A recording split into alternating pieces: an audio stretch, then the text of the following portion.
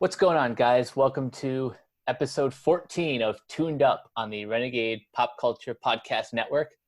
I'm your host, Mike, and today we have a very light news day, but very heavy review show. We've got reviews for the second half of Infinity Train Book 3, The Owl House, Glitch Techs, The Great Pretender, and Hoops. But before that, my co-captain Cameron will take us on the news rundown. So Cameron, what do you got? Well, first off, howdy. Well, while this first news piece doesn't really have anything to do with animation, we just want to, say RIP to Chadwick Boseman, Black Panther, and many more other roles when he passed this week, a few days ago, as of recording this, to colon cancer. This celebrity death hit me hard. Same. And we will make sure to try to have some links to charities or foundations to help out with cancer research. And yeah, man, I'm sad he's gone. Now, unfortunately, that is not the only death we have to talk about. Joe Ruby, the co-creator of Scooby-Doo, Dynamite, Alvin and Chipmunks, and many other shows as a writer, producer, animator, and creator, has passed away at the age of 87. And yeah, I know some sites are being slightly pedantic about, he did more than just create Scooby-Doo. Well, that's what most people know him for. And due to the time period of when those shows were coming out, that's all you're really going to remember. That is his claim to fame. Even though he and Ken Spears went on to create another, I don't want to call them like a significant rival to Hanna-Barbera, but yeah, they were a pretty significant rival for in the 80s. Yeah, no, it's sad. I mean, he lived a pretty prolific life, and yeah, and yes, not a lot of his shows are as fondly remembered, like Fang Face and the Plastic Man Comedy Adventure Hour. I definitely remember Thundar the Barbarian, and I was a little too I wasn't born yet when the Saturday Supercade shorts were being made. But he's a legend in animation, no matter the end products and what kind of time period he made these in. Still got to pay a lot of respect. But now, that is all for the obituary part. Our next news topic is the recent announcement of the cast for Netflix and Guillermo del Toro's stop-motion Pinocchio film. This includes newcomer Gregory Mann as the titular Pinocchio, Ewan McGregor as Cricket, David Bradley as Geppetto, and then it's also going to have Tilda Swinton, Christoph Waltz, Finn Wolfhard, Kate Blanchett, John Turturro, Ron Perlman, Tim Blake Nelson, and Bern Gorman. That's a pretty good cast, I'll say. When I saw might be one of my most anticipated Netflix originals coming next year. Yeah, no, this looks exciting, and I mean, who knows how affected by COVID this production was hit by, but I can't wait to see it. It's Guillermo del Toro and dark fantasy. That's really his bread and butter, no matter what else he works on. And it's interesting. When I first saw Finn Wolfhard in the cast, I thought he was going to be Pinocchio, but it makes sense that they get someone younger since Finn is growing out of the Stranger Things age. Oh yeah. But man, I love this, and I'm always happy to see like Christoph Waltz. I wonder if he's going to be like the puppet master or ringleader, or he's going to be on the island of the boys misbehaving and such. On Wikipedia, it says he's credited as the Fox. Oh, So that's a good idea. Maybe a little typecasty, depending on if he's going to put on like his Inglorious Bastards role, or maybe his Django Unchained role. But I can't wait. This is a good cast, and they have an image of his Pinocchio visual, and that's a creepy looking Pinocchio. Now, a while back we talked about the recent voice cast mix-up happening in Hollywood and in the animation scene. One of those included, and was probably the first one to start the domino effect of voice changes, was Jenny Slate, who was leaving Big Mouth, who played the biracial character Missy, is now going to be voiced by Ayo Edebiri, a actor and comedian.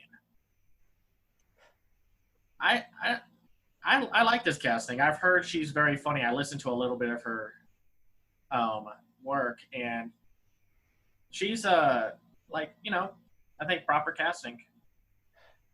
I'll admit I'm not too familiar with this actress, but I am very curious now to check out if not Big Mouth, which I am overdue to catch up on anyway, then some of her other projects. Like apparently she's co-producing a Netflix animated series called Mulligan with Tina Fey and Robert Carlock. So that should be pretty fun.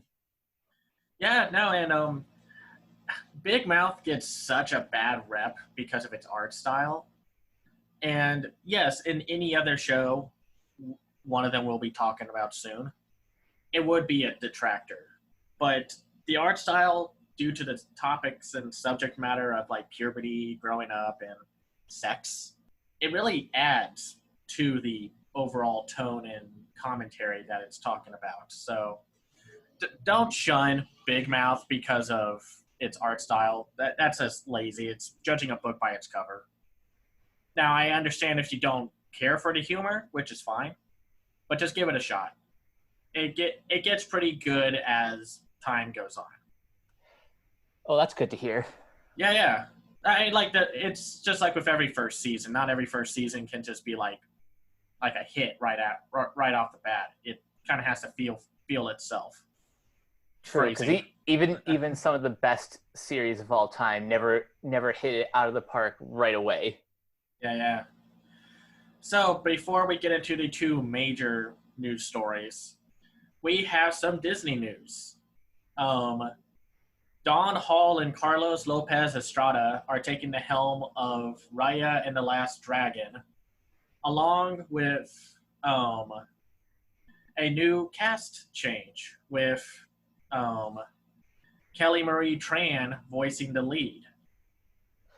And of course, some sites are kind of saying like, this is chaos, they changed directors. And it's like, this happens all the time. This isn't like a bad production hell or whatever like some films have gone through. If anything, this is pretty par for the course for Disney. And I'm not saying this like to defend Disney. I'm just saying this is normal.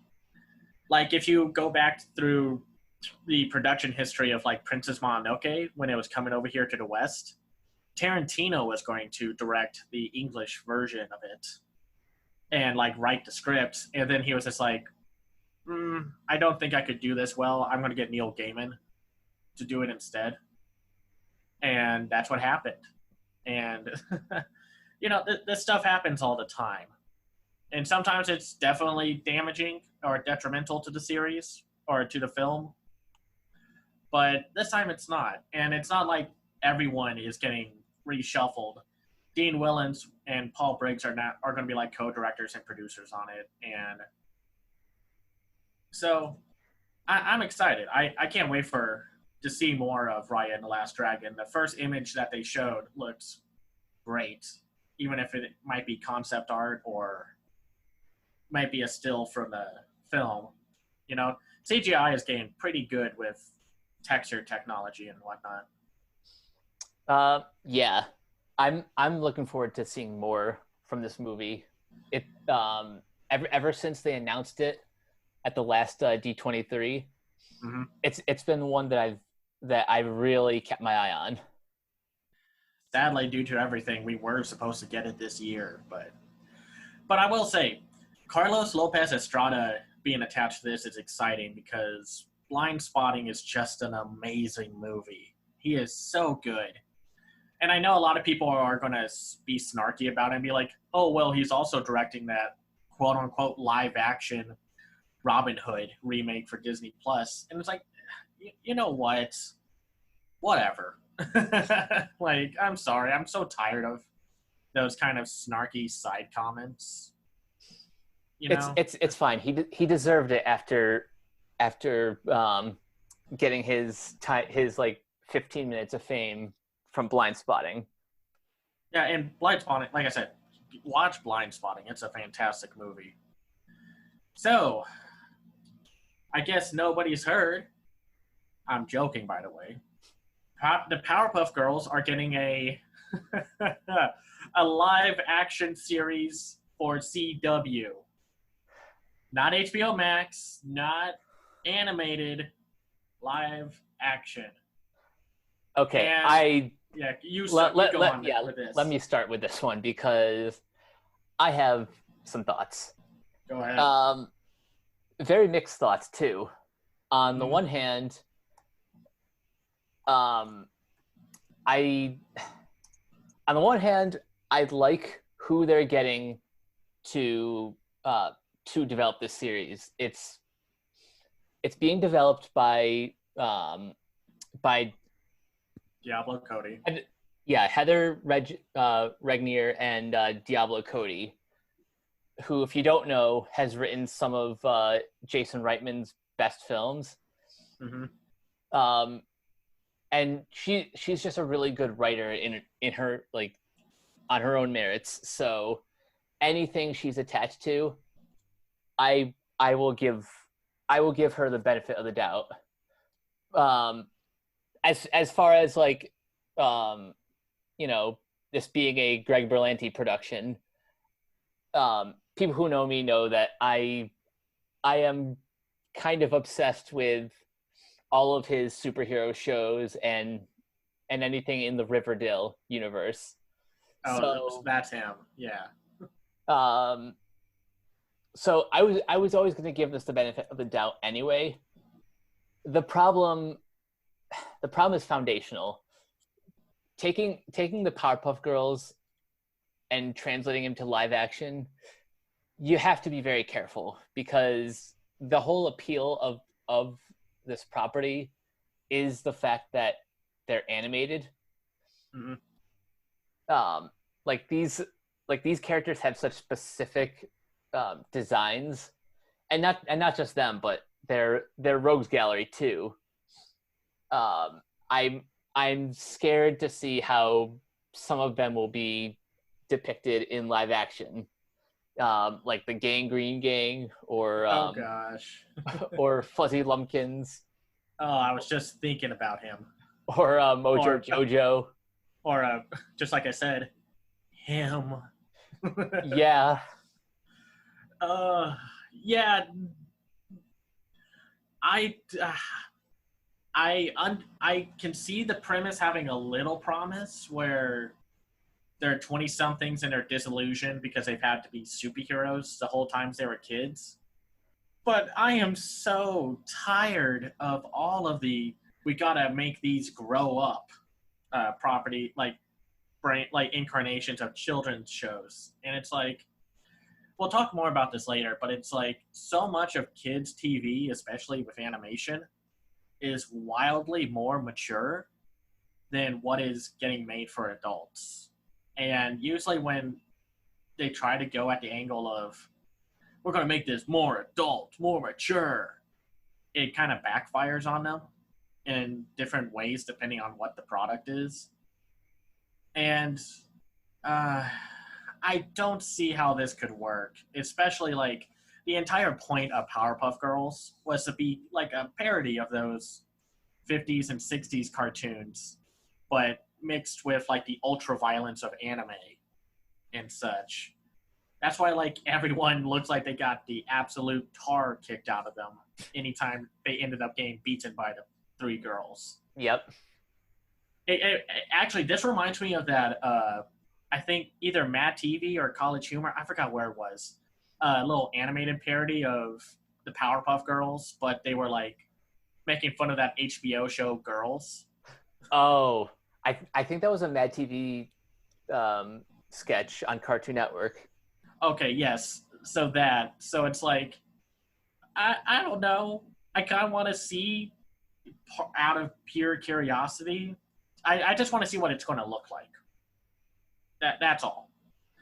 And I'm going to laugh if they try to go at the fact that the girls didn't have fingers. That's going to look kind of horrifying, but I'm sure kind of interesting in some ways. But if they actually go through that, but I don't know. I feel like after the reboot that partially failed or pretty much failed, they would just bring Craig McCracken back and just do another series or something. But I don't know. We'll just have to wait and see. There's nothing really to see from it. Speaking of McCracken, what is he up to these days? I wish I knew. He's such a good like cartoonist and such, and I know he did that Wander Over Yonder show for Disney, which ended its run a few years ago. Apparently, he's working on something called Kid Cosmic for Netflix, so we'll have to see how that goes. I like his work, so Same. So we'll have to see. Now, for something that I want to rant about a little, The X-Files is getting a animated comedy spinoff for Fox, and it's being made and written by the Brickleberry and Paradise PD teams, the duo behind them. Oh Lord. Oh my God. Good gravy. What on earth is this duo of writers doing with X-Files? Have you seen Paradise PD? I haven't. Have you seen Brickleberry? Only like clips of it. They're not good. And again, we'll talk about this when we talk about Hoops.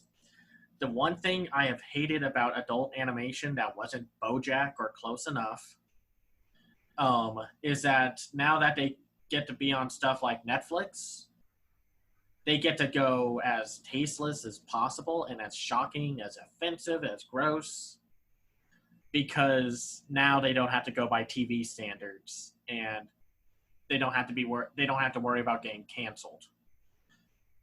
I just don't think this is a good idea, especially with that writing team.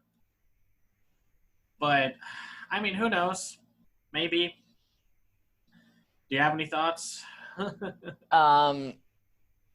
Honestly, the most I can say about this is just yikes. And a lot of my thoughts will come out once we get to talking about Hoops, but I echo a lot of your sentiments, like when it comes to adult animation. Like I said, we'll talk about this. For me, adult animation has to come with a there has to be an and to it. It can't just be raunchy. Like Rick and Morty is raunchy and sci-fi. Solar Opposites is raunchy Violent. and raunchy and sci-fi, but Yeah. has more heart. Yeah, and Close Enough, which, by the way, is getting a second season, which is great Yes. news, um, is just low key and funny. Like, I still think there hasn't been an adult comedy this year that has beaten Close Enough in terms of animated comedies that aren't like BoJack and whatnot. And yeah, we'll have to see how this goes. Apparently the creators of the X Files are going to be executive producers, and it's going to be called the X Files Albuquerque, Hmm. which I'll admit that's kind of amusing, but we'll have to see. And one last bit of news before we jump in: Over the Moon, the new Glenn Keane CGI film, um, released its lyrical video for its single "Over the Moon," but it also comes with a release date of October 23rd. I thought the song sounded great. It sounded very Little Mermaid, Hmm. which, all things considered, who's working on this movie? Um, and I'm looking forward to it. I really liked the behind the scenes look of it during Annecy this year when Glenn Keane and the producers and art director were there, and the trailer looks great. Yeah. Any thoughts? Um, I haven't. I unfortunately haven't had a chance to watch the lyric, the music trailer yet. But man, Over the Moon, I'm so excited and kind of nervous that this movie's going to wreck me. Yeah, If for those who don't remember, this movie is a posthumous release for the screenwriter Audrey Wells. She passed away um, 2 years ago on October 4th, 2018. And yeah, she died. She died of cancer. Um, like pretty much before she died before the release of The Hate You Give. Um, great movie. Great movie. So I can just tell that this movie just feels like it has so much passion um, overflowing, and I can't wait to see um, Glenn Keane making his directorial debut. Yeah, to be clear, just theatrical debut, Right. directorial. Just in case, because he's directed shorts like the Oscar-winning Dear Basketball, and he's co-directing with John Cars who made the short Paperman. And just before we jump in, I just wanted to say I made a executive decision this past week.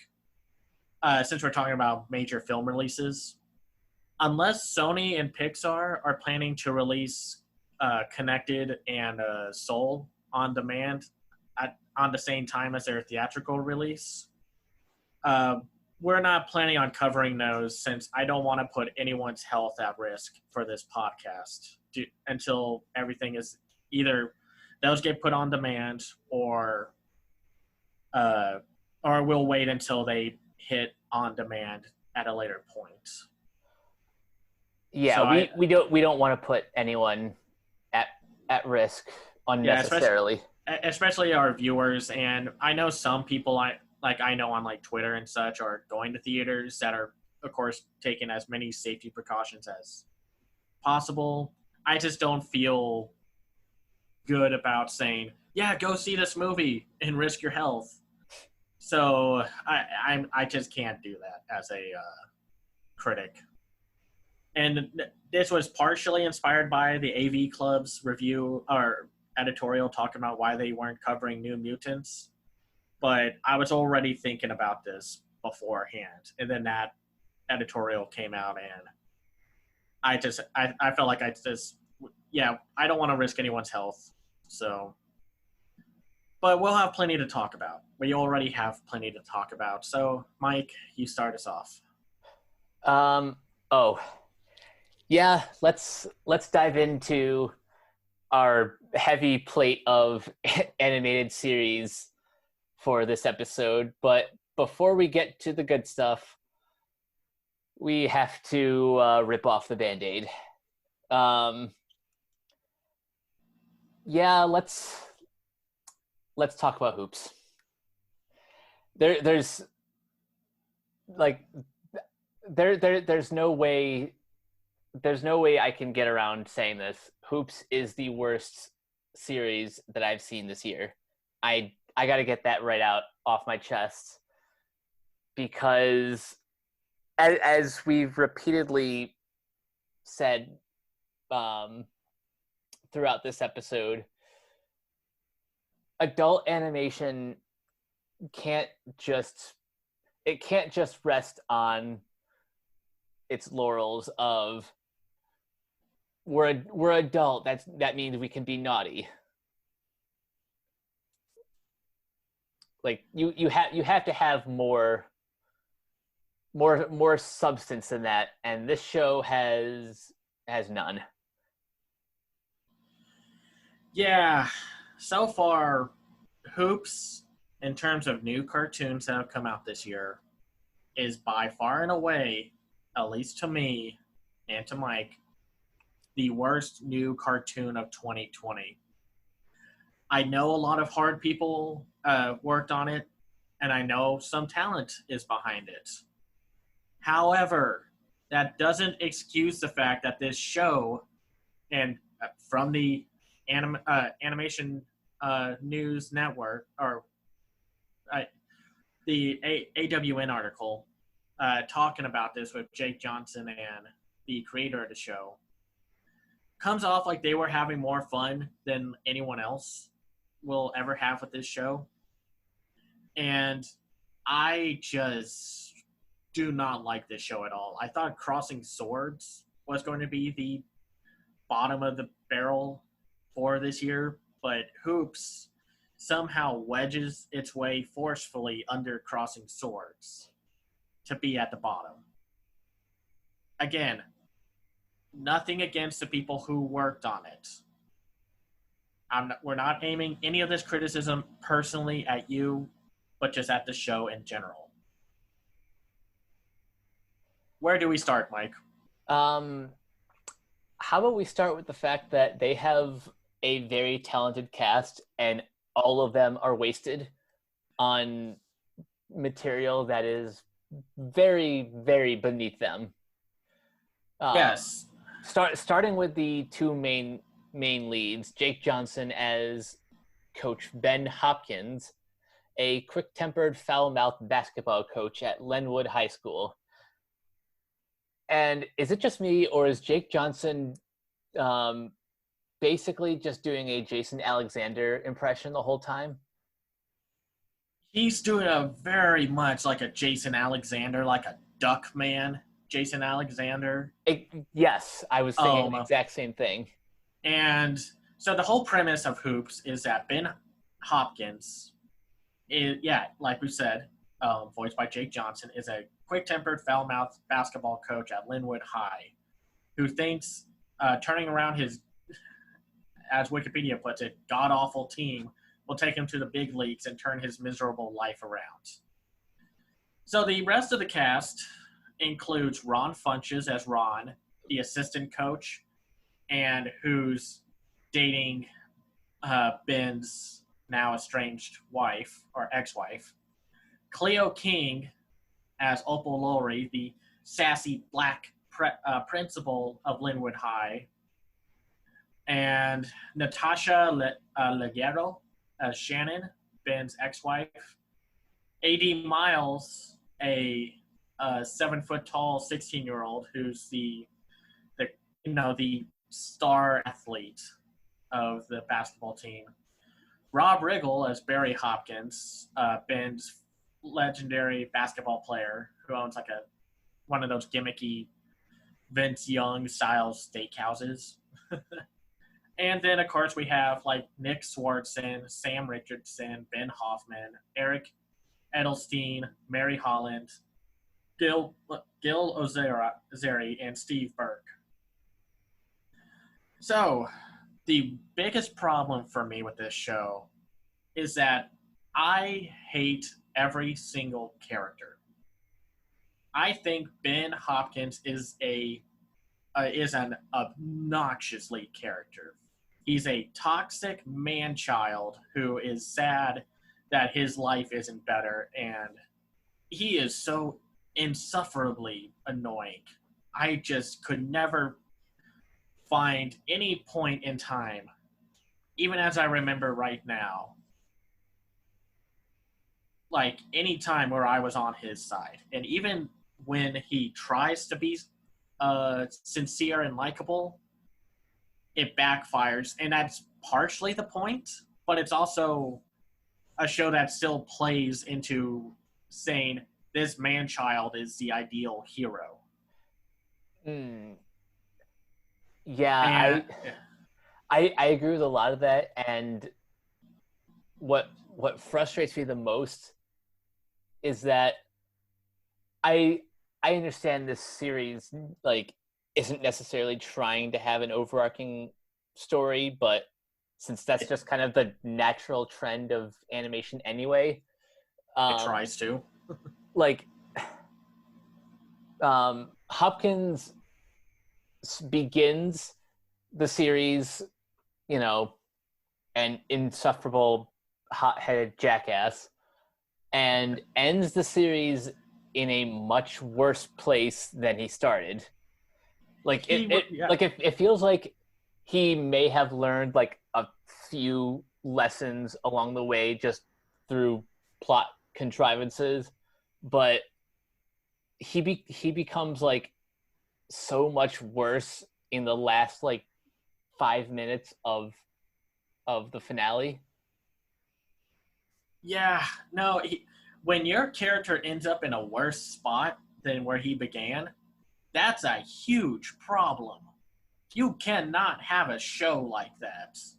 And you think that like everyone else would like either put him in his place, but they don't. And they also are kind of like, oh yeah, maybe Bob is or Ben, sorry, is the hero we deserve. And it's like, no, it's not. And then it's just like, this is the same problem that shows like Alan Gregory had, where the show cannot, for like its own life, like make him sympathetic enough, because he can't. He's not. And do you think the problem is like when they try to make him sympathetic, he comes off as more whiny and more selfish? Yes, absolutely. And okay, fine, you can have a jerk character as the lead, but like we said, you need more to it. And we've seen stuff like Bender from Futurama, Duckman, BoJack Horseman.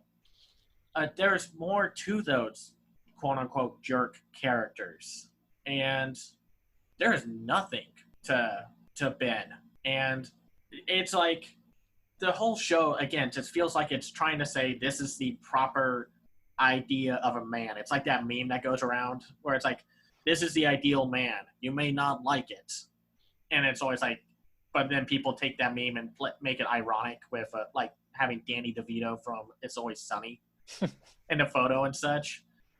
But and all this would be fine if the show was actually funny. It's not. I don't remember a single laugh. At least with Crossing Swords, I remember a chuckle here and there. I don't remember one joke that worked. I can think of one, and literally only one. There's an episode called Death, where after a teacher passes away, and for some reason a food delivery guy, um, a grief counselor comes to visit the school to help the students. And the only reason it's funny is because of her reaction to the adults who come in to vent about their problems. Yeah, they hijack the morning section of like dealing with death and such, and I think it had a good setup, but I don't remember the punchline landing at all. Yeah, and that's another jab at this series. They do a terrible job of sticking the landing on any setup that would have been even remotely interesting. Yeah, and you think with I don't know what Phil Lord and Christopher Miller are doing on this show as executive producers. Where I guess when I see them on there, I expect something from them to be in the movie. This is one of the first times where I honestly think that they have been asked to literally just put their names on this to entice casual audiences. Like you watch like a trailer and it says from the producers of 21 Jump Street or the Lego Movie. Yeah. It'll be like, I like those things. I'll go check out this totally unrelated thing. Nope.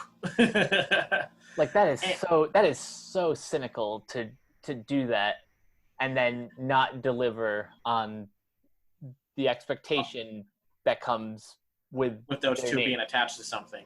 Exactly. Because even at least with Lego Ninjago and Storks, those two films have their their fingerprints on it, even if they didn't write anything. Oh, of course. They still. And I don't like indulging into the animation crowd that are like, oh, all animated shows for adults look the same and all look cheap and terrible. But this one does. Let's be honest. And yes, it does. It is so bland looking. And it doesn't have to. This is Bento Box Entertainment, the same people who produced Bob's Burgers. Like, it doesn't have to look bad, but I'm guessing and this is the same people who did like Central Park, which we will tackle once the new voice over stuff is recorded. But this is also the same people who do Duncanville and Paradise PD and that short-lived show that nobody talks about, Border Town. And Perfect Hair Forever. Golly. Of course, they worked on Alan Gregory and Brickleberry. And Brickleberry. At least Neighbors from Hell had like a slightly more vibrant animation to it, but it doesn't look good. I think this show had. I don't want to put it on the art director or art direction, whoever was in charge of that. But the show looks bland. And it only reinforces that all adult animated shows look the same. And, normally I really don't like saying, man, I hope this show gets canceled. But I do not want to see another season of this show. And it's also because this show revels in just hateful comedy. It is every color of the rainbow of phobic. It's homophobic. It's fatphobic. It's just everything hateful about it. And can you think of one thing this show does right? Nope, not a single thing. This is also one of those examples of a show like. This is also we talked about before the difference between adult and mature, in terms of the tone and the writing, there's also a difference between diversity and tokenism. And even though the show does feature it does feature Well, it has like 3 black characters, 1 gay character. Yeah, there is some representation, but again, this is tokenism at its finest. Yeah, there's no good representation. You better be the toxic masculinity-driven man-child, or else everyone else is just not good at all. Like nobody's good, but it keeps reinforcing Ben as like the superior alpha male of everyone. Like there's no good black characters, the gay representation doesn't work, and the 3 black characters, they are every stereotype under the sun. And man, I'm sorry we had to open up a case of Mad Mike and Krabby Cam. I wish this show was better. Nobody goes into wanting to hate a show. It might not give off the best first impression from trailers, but you want to be hopeful, that you walk in, you be surprised, or you may even love it. But this is where the marketing matched the quality. Mm-hmm. Again, this is absolutely the worst show. Because at least Crossing Swords has a few funny lines, and at least it progresses the story despite all the characters being terrible. I don't recommend this show, and for some reason, it's still in Netflix's top 10 for this week. You could be watching any other show that we're about to talk about, and you absolutely should watch anything else. We'll get to the shows that we actually want to talk about in a minute, but my final verdict for Hoops is I'm not mad, I'm disappointed. Yeah. Like this flavor of adult animation is a dime a dozen. There's nothing about this that's special or deserves your attention over like the bajillion other shows just like it. Yeah. Like there are better shows aimed at adults that I would feel more comfortable recommending than this. Yeah. Watch Close Enough. Even though it's getting a second season, just watch Close Enough. And watch Solar Opposites. I might have been mixed on it, but it's way better than Hoops. I'd even argue that the current run of Star Trek Lower Decks, which I'm kind of just on, is way better than this. And yeah, just avoid it. Just watch any other show because ironically with what we're going to be talking about next, these next few shows are way more mature and adult than this could ever hope for. So the first of these that I think we need to talk about is one of the darkest series aimed at a younger demographic, and that is Infinity Train, Book 3. Yeah.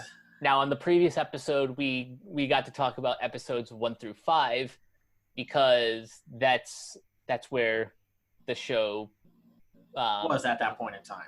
Yeah, but now that it's finished, we can finish our conversation. So I'll ask you this, Cameron. Mm-hmm. Were you right about any of your theories? Partially, because who knows where this could have gone. We were partially right about Hazel being part of the train, because you don't turn into a turtle monster unless you were like a Kappa or something that got sucked into the Infinity Train. And I think it was interesting But what I didn't expect is for the return of our pseudo antagonist, now protagonist from the first season, the false conductor. Oh, And Amelia. yeah, Amelia. And um and what happens, of course, spoilers, but we're recording this after the season's finished show. So but still. She has been going through the train trying to fix everything to redeem herself. And during that point, she ends up taking Hazel, um, like right before the show ends, and or at least this season ends. So we don't really know what's going to happen to Hazel, and I'm sure this was going to be like the build up for Infinity Train season 4, where it was going to be about Amelia and Hazel.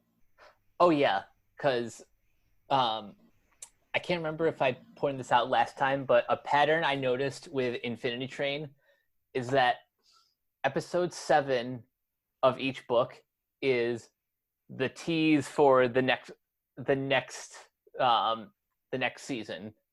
Like in book 1, episode 7 introduced us to MT Mirror Tulip.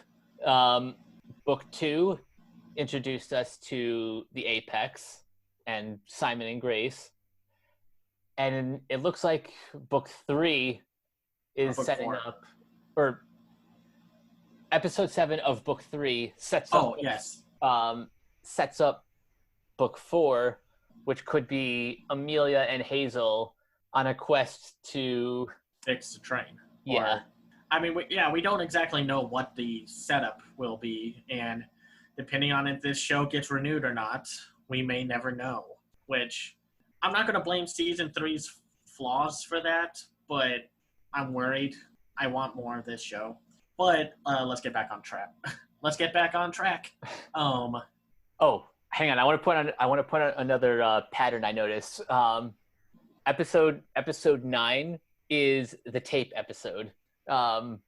In book 1, we had let's pull this up.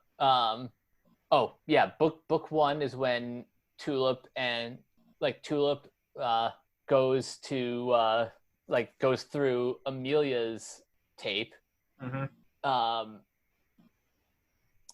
Book two is when Mirror Tulip is like trying to find her way out of the train. And like she gets to take a look at the the tape factory. Yeah, the process of how they make the tapes. Yep.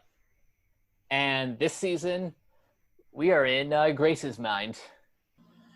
Yeah, it's her redemption episode, or like the final igniter of her redemption story. Right. Something I also noticed about the second half of the show, the cars became less the obstacle and more so just kind of an environment, a setting for the actual conflict of Grace dealing with Hazel's new identity and Simon's begrudging, he doesn't want to redeem himself. He's still too stuck on the thought of having a higher number means more, and that the current conductor still is the false conductor instead of the other way around. And like I thought the origami car was very symbolic of that, where you see Grace avoid stepping on the origami birds, but Simon just crushes them. And by the end of that sequence, Grace ends up refolding and making sure the origami animals are okay, and that they end up helping her in the end, while Simon goes full Escape from New York and Mad Max on the rest of the Apex kids. And, well, the second part of this theory was there was no way Simon was going to get redeemed after basically murdering Tuba. Yeah, I pointed that out last time that there there is no way that Simon gets out of the train alive. Um, the ending of episode 5 was from like a character perspective, his point of no return. Like Exactly. even if they were trying to redeem him, um, like there's no way that A, his redemption would be believable, and B, that I like in universe, I don't even think he could be redeemed. He is too far he's too far gone. Yeah. No, our pal Ruben Barron on CBR posted an article talking about that, where in an age where shows are trying to have multi-dimensional villains like redeem themselves, Infinity Train kind of draws the line in the sand where it's like, oh, this guy's not going to be redeemable. Like sometimes there are people out there who are just stuck in their ways and they don't want to look for redemption. And we find out, and are shown our first human death in Infinity Train history. And boy, is it gruesome. He basically gets killed by one of those goms or gorms. I call them gomes. Oh, gomes. And you finally find out what exactly happens when one of those catches you. He basically disintegrated. Like he basically turned, like everyone's referencing, he turned into the Nazis at the end of Raiders of the Lost Ark when their faces melted. Yep.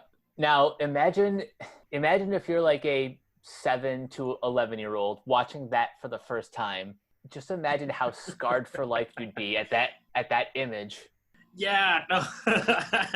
Like I was just like, oh man, because otherwise they've like anytime someone's died, it was either like an explosion or they cut away from it.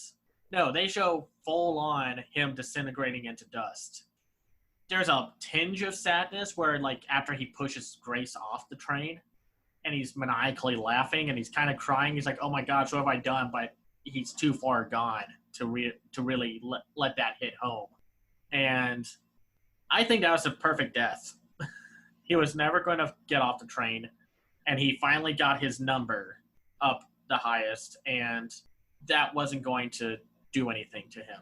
It was like a false like goal and such. Mm-hmm.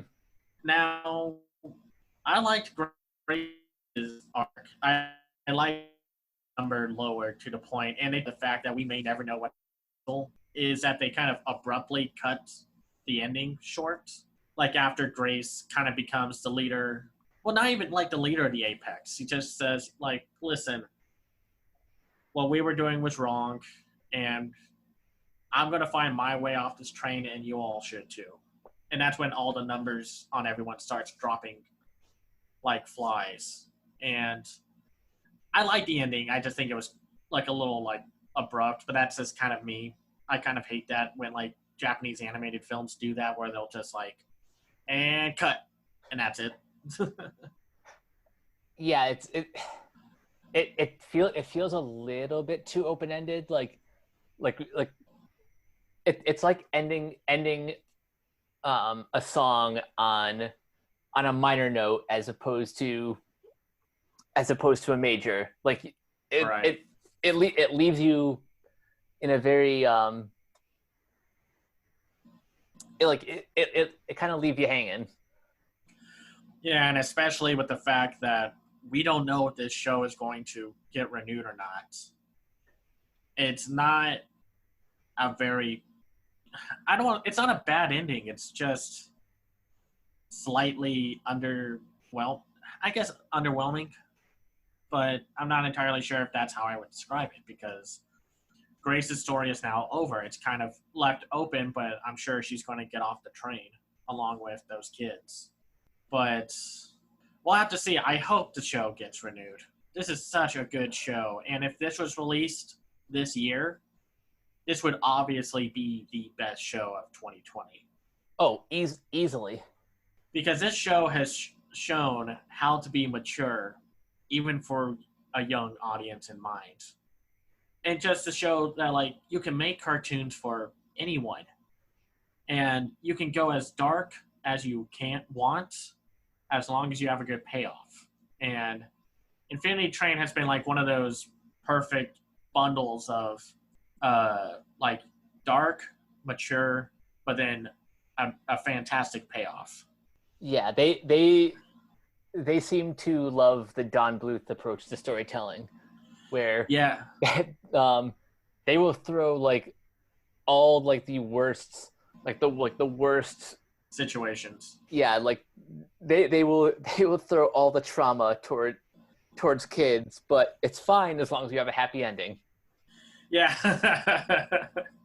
Yeah, no, not much to talk about with this one since it's the second half. I like the twists and turns. I like the overall story. I thought season 3 was great. I'll ask you this to wrap things up on Infinity Train. How would you rank this among the 3 books so far? Well, I think it would go 2, 1, then 3 in terms of best to least best. But I'm sure depending on my mood, it'll fluctuate, just like the train cars themselves. Because one thing that season 3 has that the other 2 don't is the wildly gut-wrenching and unavoidable cry session that is Hazel's lullaby. And I cried hard when I heard her. Don't be a worry, baby. No need to hurry, baby. When you're with me. It's such a touching song. It's probably the best scene of the entire season. But what about you? How would you rank the 3 seasons so far? I think I would go. Honestly, I think I might go 3, 1, 2. Because book 1, I think is the perfect. Is like the perfect singular season of television of the 2010s.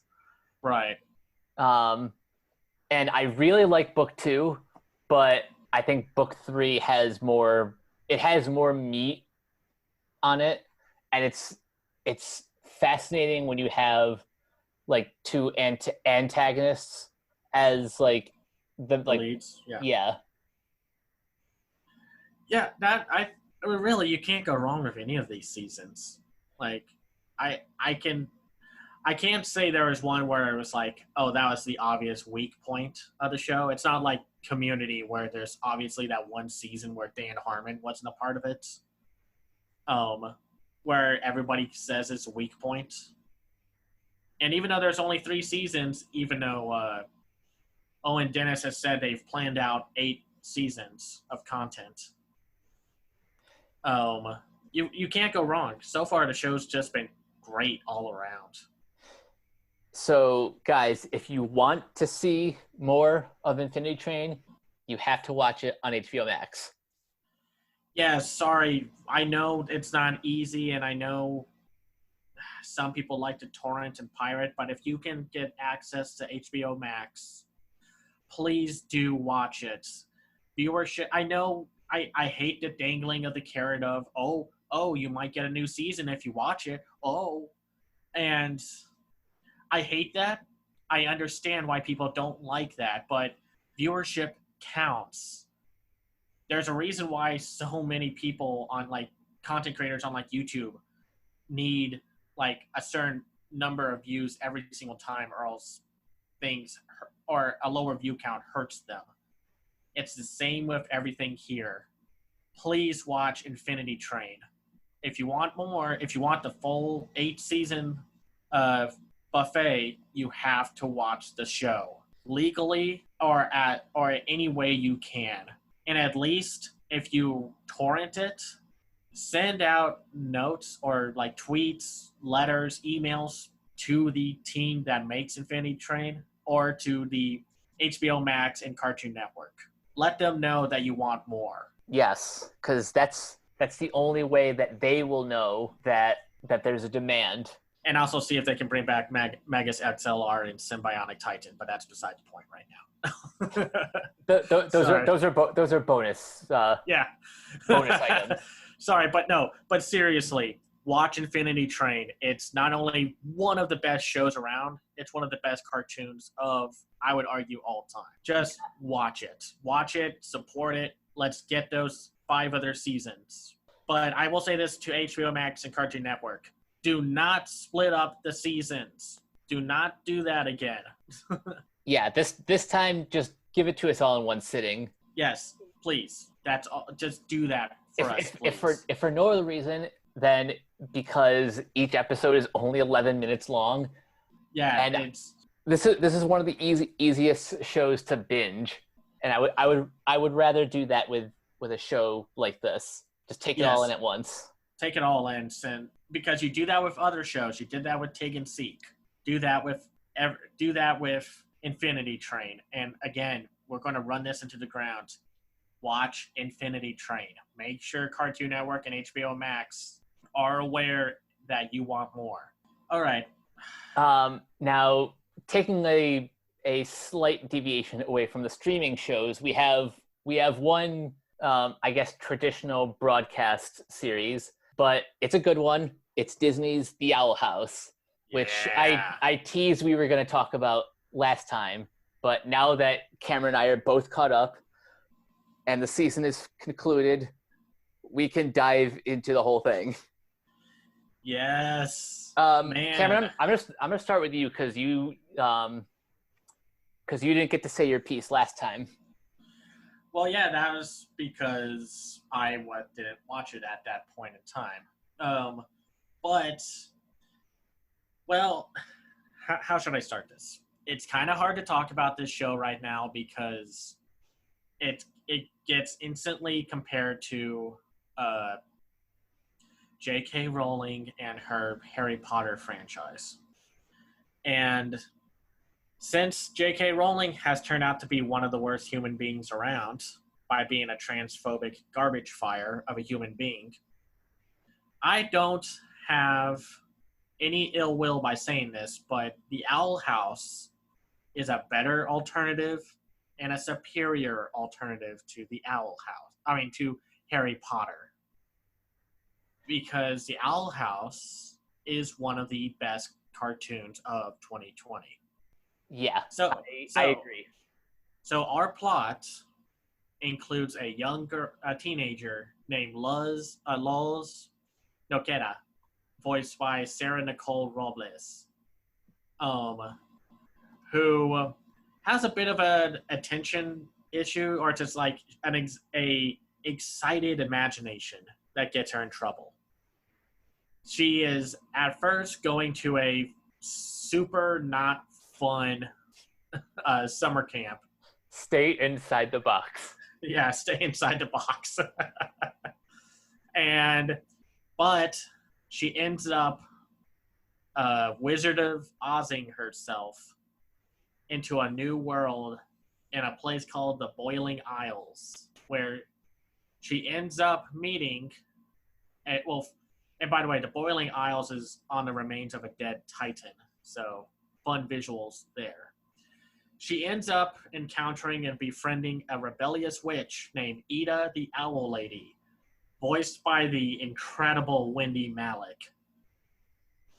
And after some shenanigans ensue, Luz and ends up living with Ida, and she starts to train as an apprentice witch, while also dealing with making friends, dealing with this new magical world, and maybe the darker sides that come with it. This show is great. Like, I have no hesitation to say that.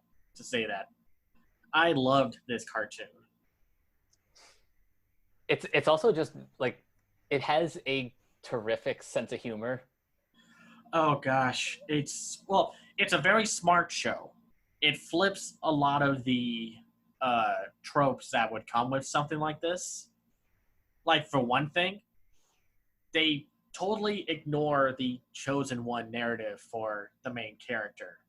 She kind of like dances around that trope, but then it's like, no, you don't need to be the chosen one to be an amazing witch, which is what Star Wars was trying to set up with Rey, but botched. This is that taking that idea, and running with it. Like, I just love that. And I love that she's not like, oh, I know all the magic. I like how they handle that. I like that she can only use spells with paper, like spells, circles that are drawn on paper. She's not like using a wand or a wizard staff or anything like that. And she's very like, I like Laws as the as our main character. I think she's bubbly, she's funny, very expressive, and her facial animation is different from what you normally see with the current trend of animated cartoons for kids. Mm-hmm. She definitely has a wider variety of facial expressions. Although one of my favorite characters is kind of has the opposite of that. It's a small like wolf-like demon, voiced by Alex Hirsch, named King. And what I love about King's design is he basically looks like a black-skinned version of Cubone from Pokemon. But he has no mouth movement. It's his expressions are all in the eyes. Yeah. And this guy steals pretty much every episode. Like he steals like every scene that he's in. Yeah. No, King is a great side character. And I want to talk about another one, but we'll get to him soon, who is also played by Alex Hirsch. But what did you think of Ida the Owl Lady as like the rebellious mentor who does like offbeat magic and whatnot? First of all, I think Wendy Malick is the perfect actress to play this character, and she's perfect. And she's also kind of playing against type too, because usually her characters are like they're like the more high strung or like the stick in the mud. Yeah. Or like they're like usually when I think of Wendy Malick, I immediately think of the Jimmy Neutron character, Beautiful Gorgeous. Oh, yes. Yeah, but, and well, didn't she play her too? Yep. No, she most people would know her from like Just Shoot Me and Frasier. And here she gets to be kind of like the fun aunt. Yeah, that's exactly what I love about her. Like she's basically the female version of like a Master Roshi from Dragon Ball. Like she's like the sillier kind of wise mentor. And she's like great too. She's powerful, she's witty, and I saw this on Twitter the other day, but someone made a compilation of anytime she snorts.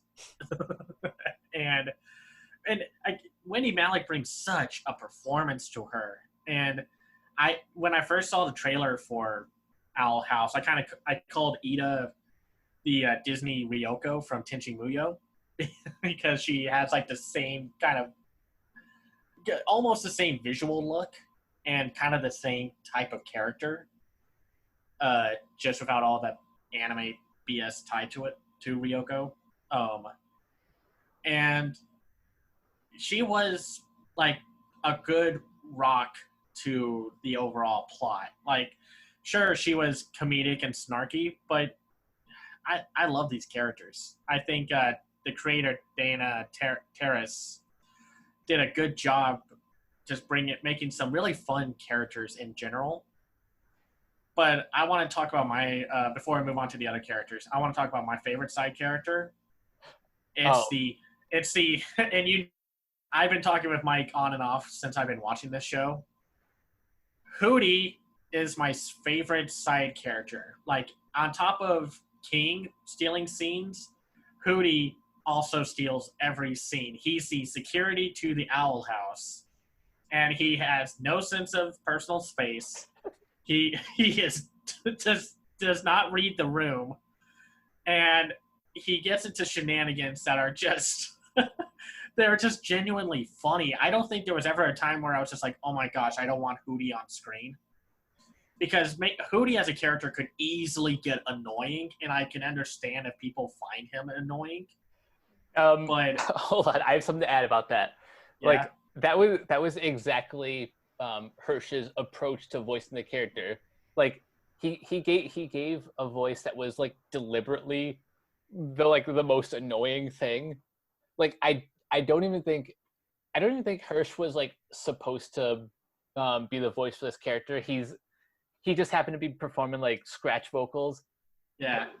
but they somehow just like went along with that as the character, and it works perfectly because Yeah. like he's one of those like annoying characters that like in universe all the character like everyone agrees that like He's the worst. yeah. But oh man, they're like he'll like stretch his neck at the front of the house. Like his face is on the front door, and he'll like stretch around, and he'll be like go into Luz's room. He'll be like, "Good morning," and they get punched. He's like, "Ow! I was just giving you a good morning. Gosh!" And then like go right back to the door, or he'll like roll around in the mud for some reason. I think that was my favorite scene until episode 18. I love the one. Is that the one where he has like an off-screen adventure with a fly? And he's just like, or what? No, oh no, wait. Episode 18 was the one where he took out all those cult members, right? At the beginning. My favorite moment was when he has an entirely off-screen adventure, and at the end of the episode, he's just like, "Well, Fly, it's just you and me, best buds. We had just such a good adventure. Too bad nobody was there to see it." And then he ends up eating the fly at the end. He's like, "Oh, this is what friendship tastes like. A bug." Oh, wait, the other one was it was from Once Upon a Swap when like King, Ida, and Luz they have this bet where like oh yeah, they can be the better version of one another. Yeah, and like the loser has to clean Hootie. But like the punchline for that is it kills me every time I even think about it. What was the punchline? Like it's the last scene is like they come home and Hootie is like rolling around in the mud like don't forget it's time for my monthly cleaning. Oh gosh. And I'm 20% mucus, but don't let that stop you. Oh gosh. Oh man. And then episode 18 when the house was about to get ransacked by the evil witch cult. He ends up like beating the tar out of all of the goons, and then he almost gets killed, and then saves himself by sheer stupidity of like, "Oh look, what's this on the ground? It looks like a dead bug." Then this beam of light of energy like misses him. He's like, "Oh wait, it's just a leaf. Oh well, that's good too," and eats the leaf. Oh gosh, but also Hootie is the best. Hootie is the best. They better keep him as annoying and as hilarious. I mean, don't overuse him, but I don't know, maybe I'm tempting fate or asking too much from the monkey's paw. I kind of want to see what they could do and how creative they can get with an episode that's all Hootie. I don't know if it could work, but I'd love to see them try. Yeah, and he also throws up all the mail. he's like, oh, something's in my throat. But also the world itself is creative. And like one of my little favorite jokes is when this is like I think episode 2 when Luz is in the market and she's just like, hey, would you like to buy some magic? And she's talking to like a beefy centaur looking character. And then it turns out the centaur's face is on his chest. And he's like, my eyes are down here. And and then like partially through the show, Luz goes to a magic school to learn about witchcraft, which this might be the first show to make the term witch gender neutral. Like, I don't know, maybe it's just because of how culture has shaped the idea of a witch. It's like you can be a male witch because they don't try to put like a gender to it. Like, boys are wizards, girls are witches, or something like that. Like you can be. It's I think like they at least call like they at least call like the performing of the magic just witchcraft. It's not like gender specific, which I think is great. Yeah. And Luz meets some friends. Willow, a witch student who uses plant magic, and Augustus Gus Porter, who's skilled in illusionary magic, but is also the president of the Human Club. Oh yeah, the Human Appreciation Club. Because there are no humans in the Boiling Isles, or in this world in general. You're either, I guess, demons or elves. And then, probably one of the best characters in the show, Amity Blight, voiced by Katara herself, Mae Whitman, who is like starts out as the bratty, like popular girl, but then even then, they're really smart about her character because, like, she's not just your typical bully, but she's actually a good student. She's like at the top of her class. She's the daughter of two rich parents. Yeah. So she's kind of pretty much forced into hanging with the popular kids. Yeah, there's a scene in one episode where you find out that she didn't stop hanging out with Willow because of stupid artificial popularity rankings. It's because her parents were like, well, she doesn't know enough magic, so don't hang out with her. And it's like, first of all, you two are terrible parents. And they don't stick her as the school bully for long, which is nice. They do have a more generic bully character as the show goes on, but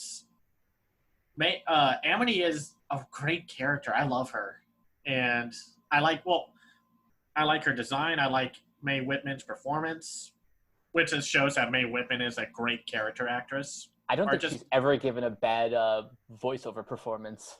No, she's great in like mostly, from what I've seen, everything that she's in.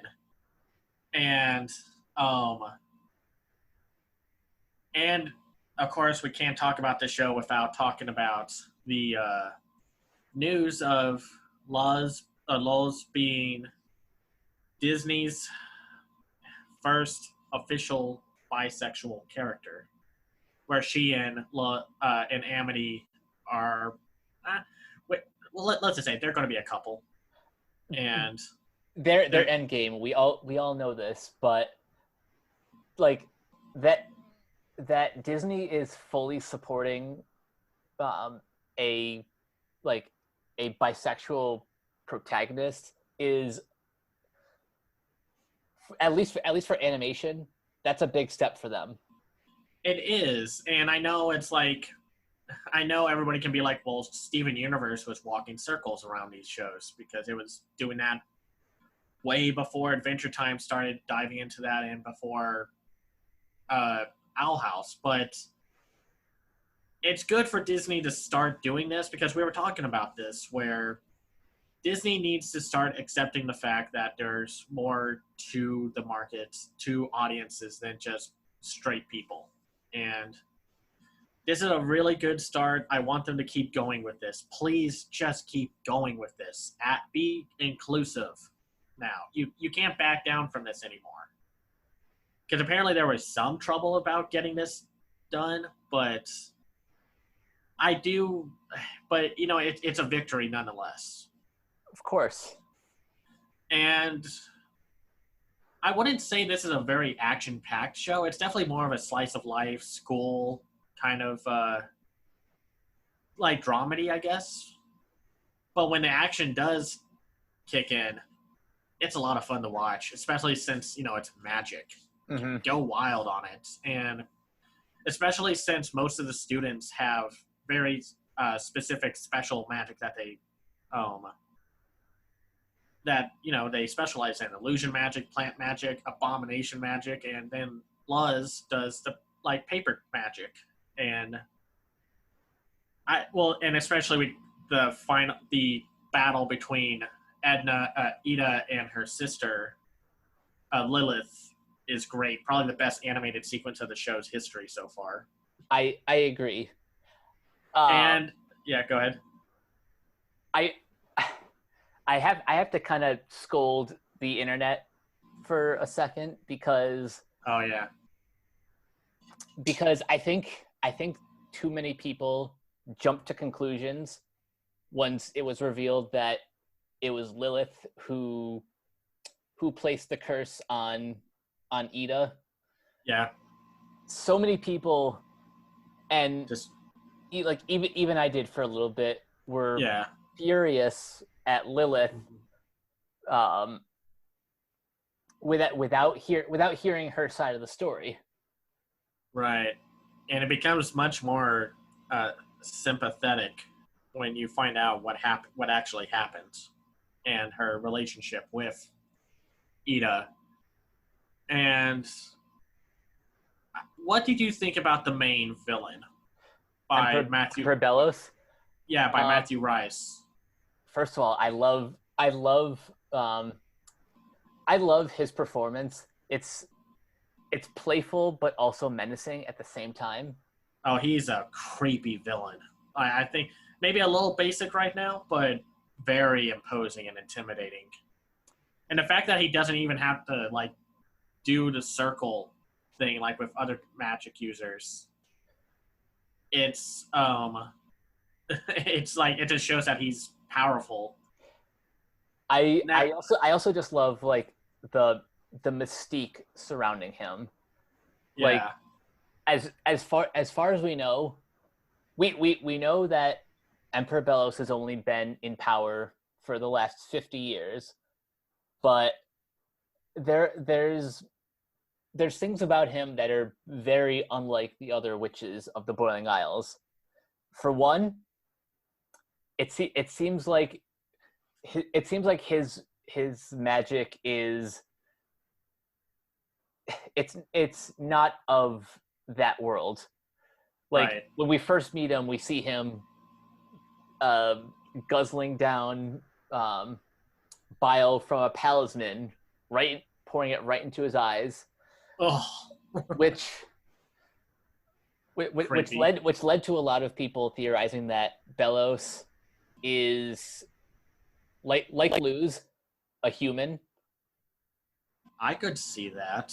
Some people are suggesting that she might be Luz's dad, but I'm not sure on that. I'm sure that's just kind of one of the first assumptions, because it's we're thinking he's human. What kind of human is he?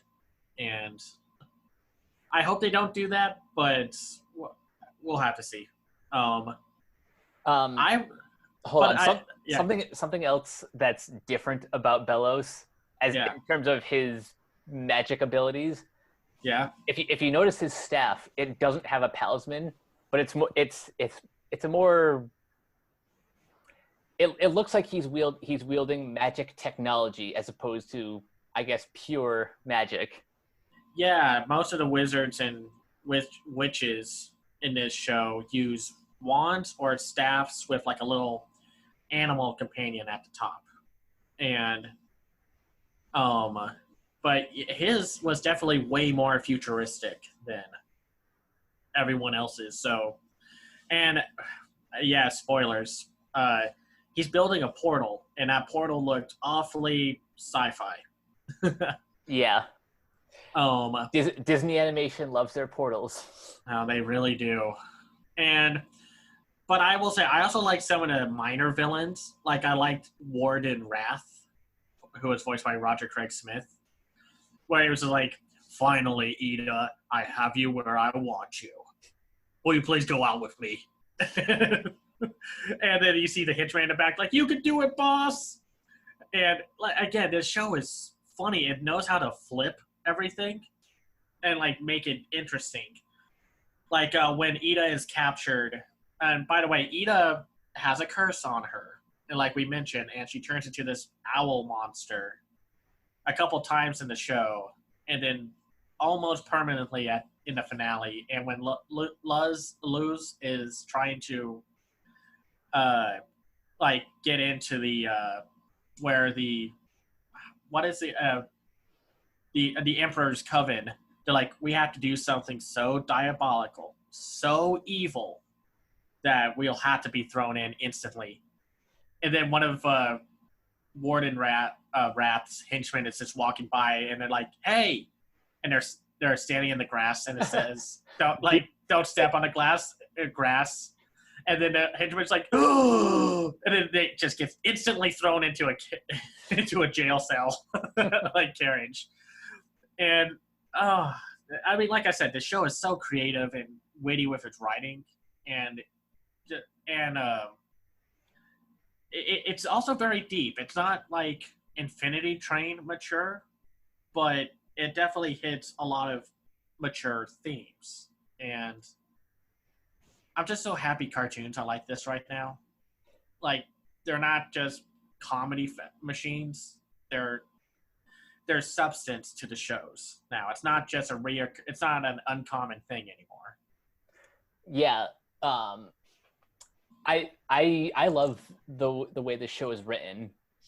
How there honestly is like a little bit of something there for everyone. Those who prefer more character driven shows will fall in love with this instantly. And if you're already a fan of like previous Disney shows like DuckTales or Gravity Falls, mm-hmm. this is basically the spiritual sequel to Gravity Falls, because Alex Hirsch is involved, not only voicing King and Hootie, but he's also credited as like the creative consultant. Mm-hmm. And they also have like little hidden messages throughout the series. Yeah, no, I think that's very smart. I didn't notice that until I looked it up, and it's just like, it's a great show. I really want to rewatch it now, but I know we have a lot on our plates for the next few episodes. Of course. Now, I will say I have a few complaints, but really these are very minor complaints. One, I think it takes a little too long to get the show going. I mean, luckily there are 19 episodes, but it takes about 3 or 4 episodes before you even get to the witch school. And then by the end of it, they unloaded a lot in that last episode. Just a lot of plot elements that will supposedly come in at later points. I think they either needed to make that final episode longer, or make that whole thing a 3-parter, because there was just a lot. Honestly, I think my biggest issue with the series, I do agree. I would have loved if episode 19 was like a 46-minute finale, like a DuckTales usually does. Mm-hmm. And I think honestly the first episode, while it's still packed with like funny visual gags, I think it's also kind of the weakest in terms of like the writing, because I think this is the one time where the message is a little bit heavy-handed with the whole weirdos have to stick together. Yeah. Although the callback in episode 19 is that was nice. Yeah, that was super touching. But yeah, I'm glad they're getting a second season. I'm super happy they're getting a second season. Oh, I am so excited for what they have planned for season 2. Yeah, no matter what we say, we're super excited, and I just love the world. I love the characters, and I like how they interweave like minor characters. Like in one episode, you'll see like a monster hunter, and then he'll come back later with his team as pest control, and when the leader is voiced by Kevin Michael Richardson, which I'm always happy to see. Yeah, this whole cast is great with like Toddy Gabrielle, Isaac Ryan Brown, Mae Whitman, Wendy Malick, Bumper Robinson, Sissy Jones, Eden Regal, Erica Limbeck, Parvish China, Isabella Rossellini, which I liked her performance. JB Blanc, Jorge Diaz, Roger Craig Smith, Mela Lee, and Matthew Rice. And even Dana Terrace gets to voice the conspiracy theory. Yeah, Tiny Nose. Yeah, Tiny. Man, I just love this show. And, well, one thing I want to like before we move on or conclude, I love the ending credits sequence. I love the animation in that. It's not the most flashy. It's a walk cycle as Luz goes through her like all the locations, but there's something so mesmerizing and calming about it, and just her like reactions to certain parts. I don't know. I had a day or two where I was hooked on just watching that ending credit sequence without the credits on. It reminds me of like a lot of anime and closing credits. Oh, exactly. It's almost like the Konosuba ending, where it's like all the manic, crazy stuff happens, and then the ending is super chill and calming.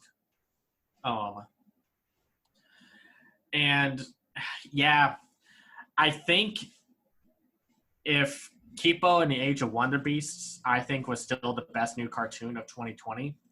But I think like Owl House is in the top 5, maybe second or third, depending on how we would place our next show. But yeah, I'm gonna save my top 5 for a later episode of this podcast. But I will say definitively this gets up there. This is in the top 5.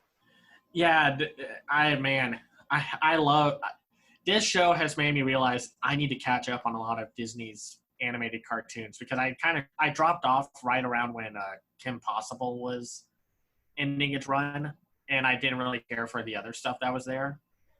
And yeah, that was kind of my drop off too. But I've ever since DuckTales, I've been trying to catch up on the rest. Now that the Owl House is finished, I will finally catch up with Tangled, Big Hero 6, Gravity Falls, Amphibia, and Big City Green. There's eventually I will have completed my my 2010s and above Disney. Catch up. Yeah. Yeah, we'll definitely be doing an episode on Amphibia once the second season wraps up, and maybe Big City Greens too. I have to say, the one clip I saw from Big City Greens, and I think I shared it with you on Twitter, saying like, okay, we have to talk about this show. Yep. Was his cop being like, man, it's such a great day. It's a nice day for a lean. And he leans against his car, and then his foot gets run over instantly. He's like, that's not good. Like, I swear, Disney's kind of hit a new string of like hit cartoons, and I love that. It's like revitalizes the channel a little. It really does. And oh man, just yeah. Once Owl House comes onto Disney Plus, watch that show. It's so good. Yes. Like even complaints aside, great show. Um, this is one of the easiest shows I can recommend for people if you've already been a fan of Disney series before this, then I'm sure you're gonna love this. Oh yeah, just watch it. Just watch it. Now another show that could really use our support is a Netflix collaboration with Nickelodeon called Glitch Techs. Yes. So let's talk a quick little history about this because this show has quite a history. So this was produced by Nickelodeon Animation Studio and the animation services by Top Draw Animation and Flying Bark Productions. This show was originally announced back in 2016, and then it kind of dropped off the face of the earth. And then last year it was kind of like stalled. And there was a little worry that it was actually never going to come out. But they've made sure to say that the show was not canceled. And then Nickelodeon, and I'm sure Viacom mostly, were like, you know what, put it on Netflix. We'll just put it there. And there are 2 seasons of it right now. So we've both watched both seasons that are out right now. Mike, what would you say are your overall thoughts before we start with the premise and whatnot? Overall, I don't think I've had this much fun with a Nickelodeon action comedy series since the first 2 seasons of Danny Phantom. I think this is much better animated. It has like a breakneck speed. Mm-hmm. All the characters are like the characters are so endearing. The world is fascinating. Overall, I think this is a winner for all parties involved. Yeah, I really like this show. At first, I was like, I don't know. Some of the video game kind of centric cartoons that have come out recently have not impressed me. Or it's like they rely too much on, like, oh, it's a video game thing. Don't worry about it. And then it's like, okay, but if there's not, like we keep saying, there has to be something else. And there's a reason why some of those shows have not lasted or have been instantly forgotten. But I think let's talk about the premise. Basically, Glitch Techs is if you combine Men in Black with Ghostbusters, a sprinkle of Pixels, and what was the other show that you compared it to? All right, what did you compare it to? Wreck-It Ralph. Yeah. So the show is about these 2 teens named Hector, aka High Five, Nieves, and Miko, Meko, Kubota, in the city of Bailey, where they meet during this big video game tournament held by this big tech company. What's the tech company called? Shoot. Hinobi. Yeah, Hinobi. And basically, all those descriptions of how we describe the show are accurate because when games in this world glitch, something bad happens. The video game characters leave their games and into the real shows. Into the real life, and cause havoc. And they're called, glitches. And basically, Hinobi sets out a team of basically glitch busters, where they take care of the glitches and then memory wipe the people there so you don't know that they exist. However, Miko does not get her mind wiped. Something about her prevents that. And she then tells Hector that it's like, hey, something's up, and we got screwed over. And they end up joining Hinobi by the end to become glitch techs, where they save the day, stop some glitches, and deal with just people in their lives.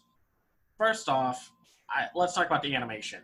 If you look at clips from this show or GIFs, and you think, man, this kind of looks like Rise of the TMNT, well, that's because, well, I think this is the same studio that works on it. Yep. And you can tell because the characters are maybe limited when the action's not hitting, but they're expressive, like quirky. And then when the action does kick in, the action is very anime inspired, very of that flavor from that studio, where it's just outrageous, outlandish, and like really creative because you're dealing with glitches, and there are many kinds of glitches. As a former quality assurance tester, I can attest to this. I had to basically quit a day of work because we kept getting stopped by a showstopper bug where the game kept crashing. And it was and yeah, I just think the action's great. And it does seem like we don't get a lot of action shows these days that aren't like anime. And the action in this is refreshing because a lot of their weapons are somewhat from games, or they act like power-ups from games. Like you get jet boots, a hammer, guns, and they use like portal technology with their vehicles to get from place to place. It's really creative. I have to say they really went all the way with the video game aspect of this show. Yeah, that's also something that kind of reminds me of Danny Phantom a little bit. How basically like the monster of the week is something very specific to like a video game that that they're either like obsessed with in the moment or something random that they come across. Yeah. Like they have a lot of fun with like the monster of the week designs.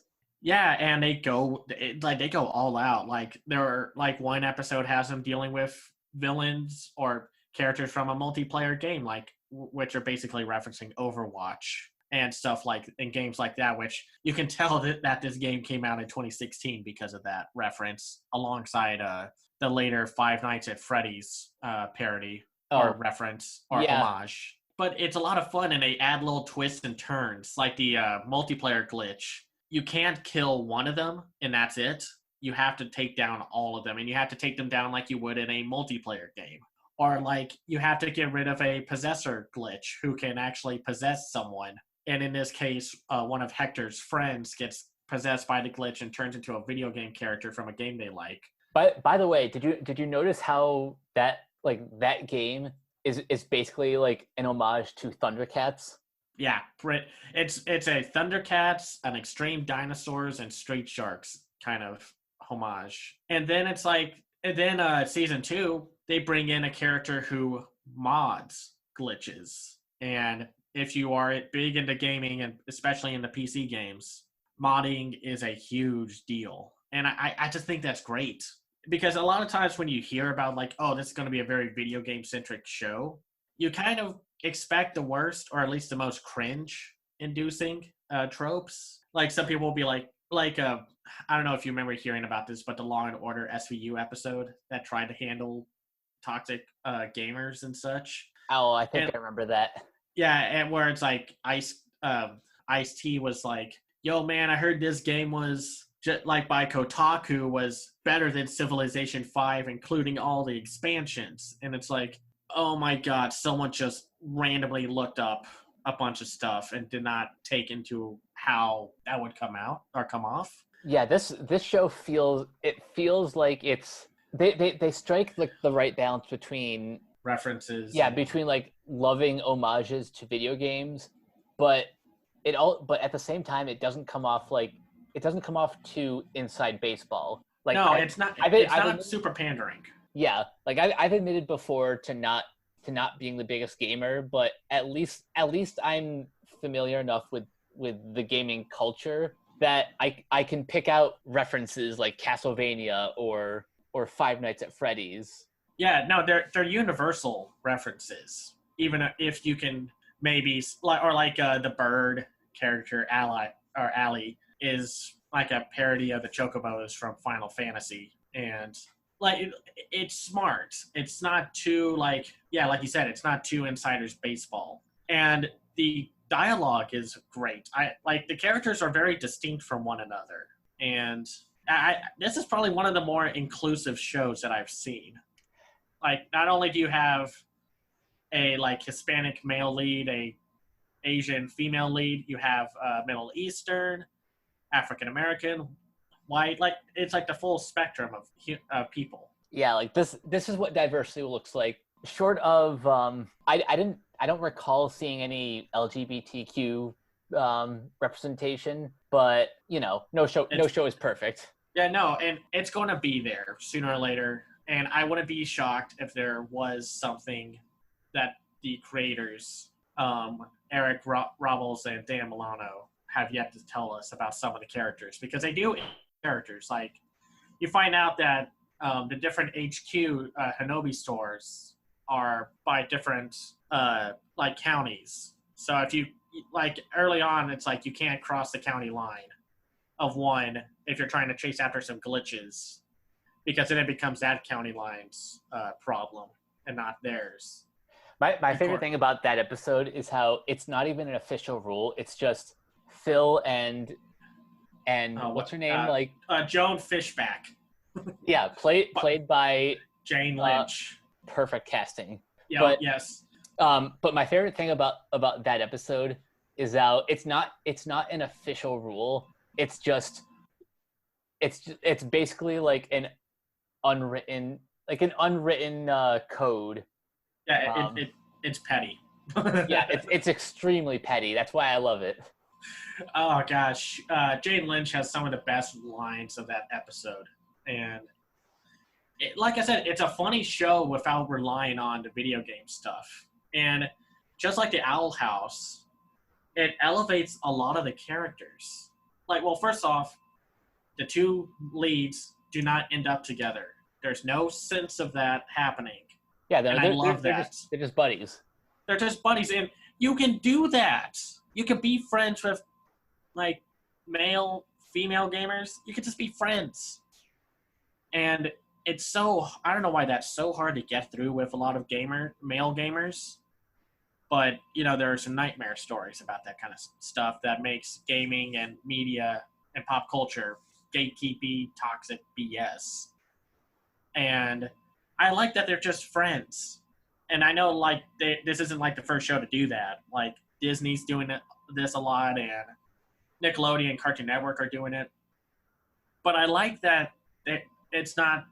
I like that the trope is that you don't have to be together if you're, like, one male and one female character, like, lead. And just like with Owl House, they take the supposed snobbiest, like, bully character, Mitch Williams, voiced by Luke Youngblood, and they do, like, he is obnoxious, like, but that's kind of the point, and I wouldn't be shocked if that's, like, he kind of represents some of the bigger video game streamers out there and video game YouTubers. Oh, he absolutely is a send up of that personality. Yeah, and I love the episode where it's like you think he learned something, but then he steals the experience points. It's like, yeah, I'm sorry that I might be stuck with you, scrub lords. But then they make him likable, like endearing when you are introduced to his family. And I gotta say, that's one of the most surprising episodes of season 2. Because I was not sure, like, I didn't think that they would go that far. Like, I mean, yes, characters are supposed to evolve, and eventually we were supposed to find Mitch likable. Yeah. I didn't think this would be how they pull it off. I mean, I had a sneaking suspicion when he got all defensive about that one place. Yeah. Yeah, no, the episode starts out where they're given an assignment to permanently rid of this place that was like a hotspot for glitches. And you you suspect something because he's very protective of that one spot because he, like quote unquote, farms experience points there. But there's more to it, and they said like they want to elevate the materials given to them for this show. And another thing I liked from season 2 especially was the quote unquote find the glitch / clip show episode. Because at first, and I said this on Twitter, and I was like, "Oh no, I don't want to see a clip show out of something like this." But then it gets creative, and it gives you a little treat at the end of that there might actually be a glitch walking among them, and not Miko. So, and I thought that was very good. They just kind of slip it in at the end, and this show so far is good at building up little mysteries about like why can't Miko get mind wipes? Who is this supposed glitch? And why did Bit, the binary intelligence tech trainer, who's voiced by Dan Milano himself, have so much backed up memory? And why does he have video footage of the store owner, Phil, like, and I just think that's great. And even when they're like thinking that Miko might be the glitch, and they're like all like doing the whole thing, it's like, oh, it's her, obviously. And then you see Hector about to turn a dial, and then like he doesn't. And his reasoning behind it is super touching. Mm-hmm. Like this show is like, it's obviously this show is aimed at a slightly younger audience, but not enough to be on the level of Cleopatra in Space. Like I think this is way better than that show in terms of being a show for younger audiences. Oh, but I do like the fact that they get rid of the one trope I was dreading of like the parents hating that their kid plays video games. Oh yeah, they found a swift way around that, which was really nice. Yes, and it was just like, oh my gosh, Hector's grandparents are super supportive of Hector's gaming skills, and then they find a way for Miko's parents to be okay with it. And I love that. They get rid of that out of the way. Just get that out of the way. And although, as one criticism I have about the Find the Glitch episode, and everyone's suspicion that that Miko is the glitch, I thought personally that the clear explanation for why she can't reset is because she was at home during the tournament. So she never got reset that first time. So I just figured like, well, okay, so she's good then for the rest of her life. But I guess there is a little bit more to her. Yeah, I think my one little complaint about glitch tech is that they're, depending on what happens, they might be building up for a whole lot of nothing. Like it's very Monster of the Week, very episodic, very serialized storytelling. And to be clear, there's nothing wrong with that. It's just no, absolutely not.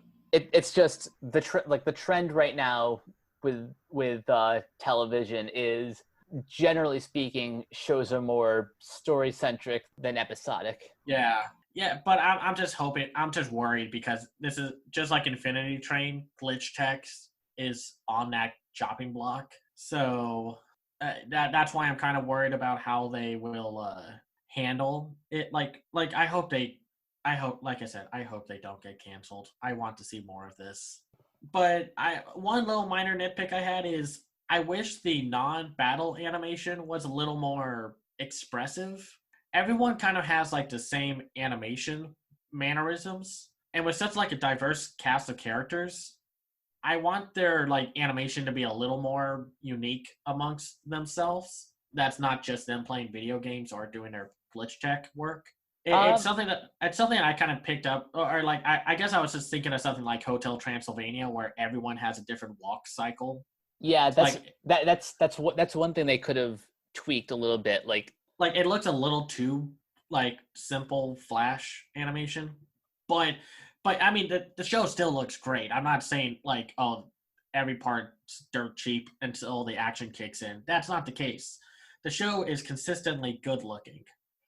But there are points where I was like, I wish there was a little more personality in everyone because everyone has a unique personality to them, or like just a little more something if they can, of course. Yeah. But any other thoughts, or should we just do our like conclusion? For my final thoughts, I think that if you haven't seen Glitch Techs yet and you're curious, watch it. If you're into animation at all, just give the series a chance. You are more than guaranteed to love it. Yeah, I think so far this will be in my top 10 of the year. Just creative, vibrant, funny, endearing, touching, just great all around. Please watch the show because they've set up a few mysteries that I want to see get solved. And it just has a good cast of characters, and I just really like all the like I said, I really like this show. Like, complaints aside, please watch this show. There are so many other shows that need the support more than like The Legend of Korra right now. I mean, and nothing against Avatar: The Legend of Korra, but that show has had its 4 seasons. This one needs to keep. Glitch Tech needs more support than Korra Agreed. right now. One more thing before we move on to our final series. Yeah. If you had to pick one favorite character, who would yours be? I think my favorite would be Zara Fazal, the one of the senior glitch techs that's usually on Mitch's team, the one with the hood. Oh, with the burqa? Yeah, with the burqa. I think she's just, I like her kind of cool girl attitude, but then also like, oh, I forgot my house and my wallet line when she's like kind of hitting on Hector. Mm-hmm. And I love it when they take down that big possessor glitch, and she just pulls out a big old Gatling gun, and she's just like, let's get this done! But I also like Miko. Also, like those, if I have to say my 2 favorite characters, it's Miko and Zara. Yeah, Miko I think is easily my favorite. I like High Five, but it's Miko and what's the other one's name? Which one? The curly haired one. Bergie. Yeah, yes. And shout outs to Cree Summers as Geraldine Lawson, a friend of Hector's. Oh. She owns the retro arcade store in that episode. And I'm again, I've said like I love all the new talent that's coming in, but I'll always have a special place in my heart for voice actors like Cree Summers. Yeah, same. And just watch this show, support it, please. Just give this an Infinity Train support. All right, and now we move on to our final series, the one anime of the week, Great Pretender. Yes. So this is a original anime, which is something you don't hear often. And you take away this one. Okay, so this series is it's a series about con men. We have our main protagonist, Makoto Edamura, who's a small time Japanese con man aspiring to greater things. He falls in with Laurent Theory. Yeah, Laurent Theory. Yeah. Who is the expert French con man. I love how the dub calls them confidence men. I love that. That's great.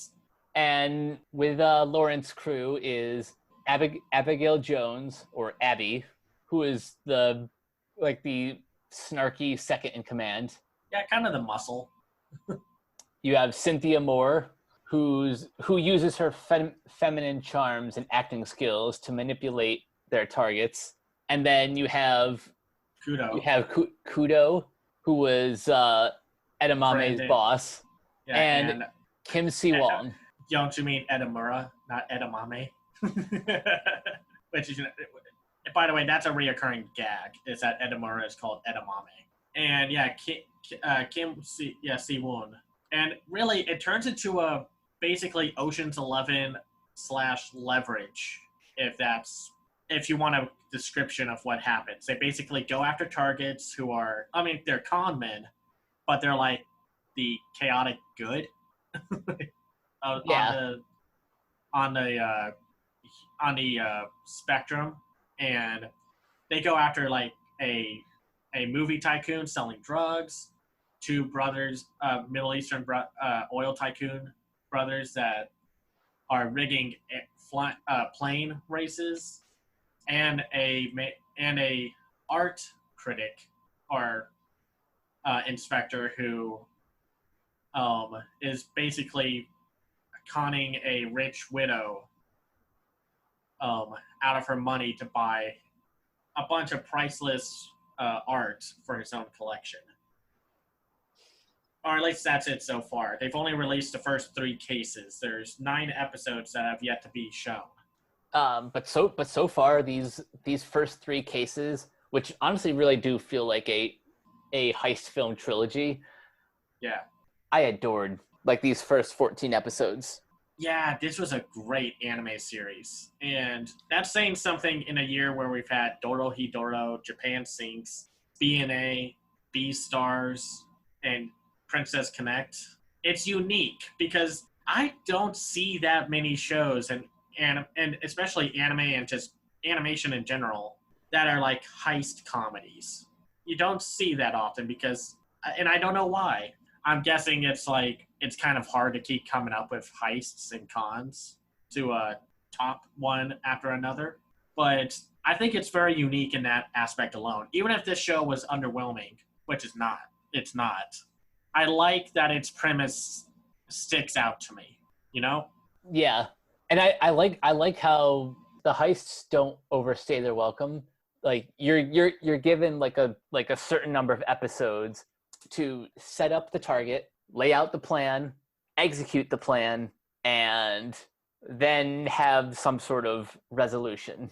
Yeah, and something that this show does better than like shows like Leverage, each case, while it might mostly be about screwing these horrible people out of money and whatever, they focus on different characters, like a different personal story to the characters. Like the first one's about Makoto, the second one's about Abigail, and then the third one is about Cynthia.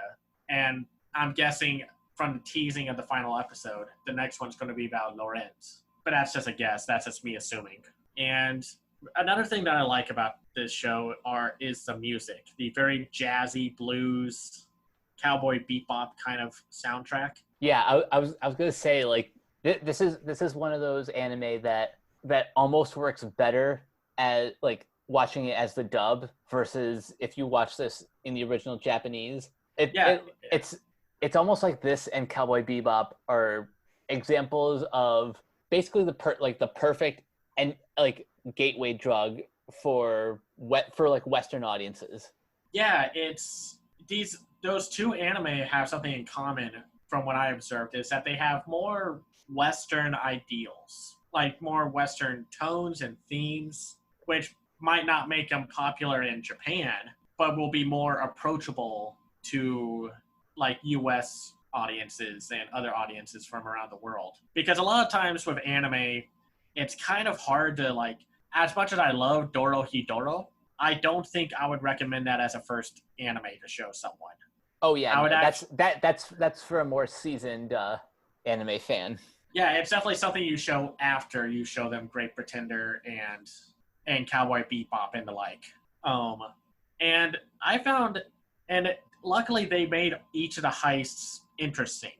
There was a different goal in mind with each of them, and because after a while, with like heist shows and such like Leverage, they all start blending together, or some of them get so absurd where it's like, okay, I'll just enjoy the ride as they try to make this work. And like we said, that I like these characters. They actually add layers to them. Like Abigail comes off first as like this stick in the mud, just do your job, scrub, kind of individual, but then you find out why she's like that. And then the femme fatale of the crew, Cynthia, is more than that. And I think it's smart. The show by director Hiro Kaburagi and by assistant director Ryoji Masuyama, I think they did a good job with giving layers to the overall story.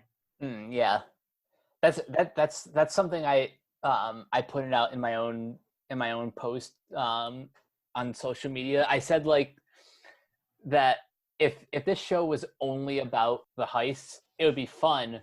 But what gives us staying power is how emotionally invested you get in each heist. How each heist like means something to one of the characters. Like I think it's no secret that probably one of my favorites is the third case. Yeah, Snow Where in London. Yep. And in this one, we learn a little bit more about Cynthia, how she had dreams of becoming an actress, kind of fell in love with a starving artist, and I guess part of the reason why she's so hell bent on taking down this art appraisal is that he is the reason why their relationship fell apart so fast. Yeah. And watching that, I'd be lying if I said I didn't fight back a few tears, because I wanted so bad for our heroes to come out on top. Yeah, and they're very touching stories and very complex. They're all very complex characters. Like, so far, of course, we see Laurent as this kind of snobby jerk off of a character who's just like, oh, I know everybody hates me, but I revel in it. But they do give him nuance from time to time, and especially at the end, he's just like, oh, well, isn't that always the case? What do you think? Then he says like a name, and he's looking at a ring that he keeps around his neck, and it's like, ooh, I wonder what that story entails. And even Makoto, as a con man, like, he's good, or like good as he thinks he is as one, but there's more to him. Like, he didn't want to be a con man. He wanted to be an honest working man, and then got screwed over by a few con jobs gone wrong, and then personal incidences screwing over his life. But I will say, I think Cynthia and Abigail have the better stories, but yeah, only because they do. But only because Makoto has to be that middleman, like the ones that the audiences have to connect to. But I do hope that the next 9 episodes kind of get rid of his, okay, after this job, I'm done. And yeah, that got a little annoying. Yeah. It's like get over it. Just join the heist. You'd like it. And like, that's probably the only major complaint I have, is that his character is not the greatest lead character. It almost falls into that trap of everyone else being way more interesting than him, but he's still interesting enough. Though when I say he's more interesting than like Kaiman, no, from Dorohedoro, absolutely not. But I will say one thing I do like about the show, and it apparently, like, this is a thing with the sub version, that like the actors that they get actually go through with the accents when they're like speaking English or French, and then they keep that for part of the dub, and it pops up about twice. But I think that's very cool. Like, I at least I think that's very interesting of how they handle the dub. I would have liked if they were a little bit more consistent with that. Like, if Laurent had if he kept his French accent throughout the series. But then again, I also understand that he's a con man, so he also needs to be more. He needs to be a jack of all trades kind of character. Exactly. And yeah, no, I wish they did that a little more with the dub, but I think Stephanie Shea and her team did a great job with the dub. They were very diverse with the casting. Like, they didn't just, like, one of the things that kind of keeps me from fully enjoying something like Tengen Ashura is the fact that the only 2 black characters you meet in that show in the English dub are dubbed by white guys. And it's kind of unfortunate, since one of them is Richard Epcar, and he's using that Bobo voice, if you've ever seen that show. And it's a little distracting, because it's like other shows on anime on Netflix are not that dismissive of the casting. Like what was it, Baki series on Netflix? They get black voice actors for the black characters. And for Great Pretender, everyone is basically casted by ethnicity. Or like, there's not a white girl playing a black person or black woman or anything like that. Let's just say that. You got Alan Lee as Makoto, Aaron B. Phillips as Laurent, Kasur Mohammed as Abigail, Lauren Post as Cynthia, Mike Pollock, who's a great voice actor for Kudo, Karen Huey as Kim Si-won, Fred Tatasciore as Eddie Casano, the movie director. Perfect casting, I gotta say. Yeah, I love whenever Fred Tatasciore comes aboard. Yeah. Then you have Elaine Mesa as Salazar, the right hand to Eddie. Then you got Jameson Price as Inspector Anderson. Veronica Taylor as Miki Edamura, Makoto's mother. Tiana Camacho as Christina during that little sub heist where she's getting fired by a maybe pseudo obvious Trump parody at the beginning of the second case. And let's see. You also have Abe Martel as Sam Ibrahim, the older brother who's in charge of the racing case, and then Ariane Kassam, who plays his brother Clark, and then Neil Kaplan, who plays Lewis Mueller, the ex-pilot. Then Lupika Shaw as Isabel Mueller, Cassandra Lee Morris, Trevor Duvall plays the art. The art guy, the art thief. James Coleman. James Coleman, yeah. Eric Tiede as Thomas Meyer, the artist that Cynthia was in a relationship with. Julie Nathanson as Farrah Brown, the old woman that James Coleman is mooching off of. Rich Orlo, Joe Ockman, Kirk Thornton, the one black guy that you see quickly in the first case, Wolf Williams. By the way, I have to say, Neil Kaplan does a great job doing a parody of Steven Seagal during that first. And the fact that his character's name is Razzie. I love that little touch. And then you got like Steve Kramer and then Kyle McCarley, who plays like this one side pilot during the racing arc. And Kyle was the same guy who was the antagonist of Infinity Train Book 3. Oh. Yeah, so if you could, I kind of spotted his voice instantly, so I was like, "Oh, I recognize that guy." And yeah, no, it's a good cast, and really, I don't have any other complaints outside of Makoto, and then some of the dub language stuff. But yeah, like a lot of my complaints are just that, like, kind of technical nitpicks. Yeah, and but I have to say, the animation for this show is great. Probably one of the most vibrant looking shows of 2020. And I've seen the technique that they're using before because the upcoming animated film Words Bubbling Up Like Cider kind of uses the same kind of technique. But I just love the, how would you describe the art style? Like, not the character designs themselves, but like the backgrounds. Like very mosaic. Yeah. And it's just like vibrant. The characters are expressive. Their designs are great. I think even if you could turn off the sound, and even though this is anime, you could kind of tell what the characters are just by their designs. Like you know what I mean? Like, yeah, like they have very distinct designs. Visual. Yeah, like you could tell Kudo is like the old man, kind of like joyful kind of one. Then you got Kim Si-won, who's just like the elderly, like snarky, just awesome character. Abigail's more the stone-hearted individual, and then Laurent is the playboy. And we really can't talk about this show, like we can't really conclude this show without talking about the ending. Mike? Okay, so Great Pretender has a great ending theme because they use the song The Great Pretender by the Platters, which was later covered by Freddie Mercury. And if you know me, you know I'm a big Queen fan. So when I heard the closing credits for the first time, I got really excited. That's something you don't see often in anime, where they get like an English song or like just like something like that in general, which is interesting. And I love the ending sequence. I've also watched the ending credits without the credits because it does like The Great Pretender with cats.